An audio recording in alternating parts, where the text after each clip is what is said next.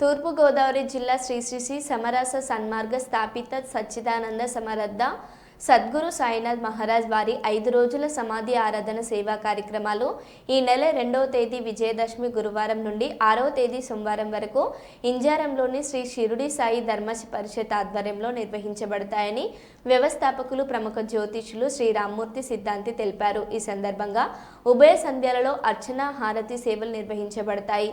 గోత్రనామాలతో అర్చన సేవలు కూడా అందుబాటులో ఉంటాయి.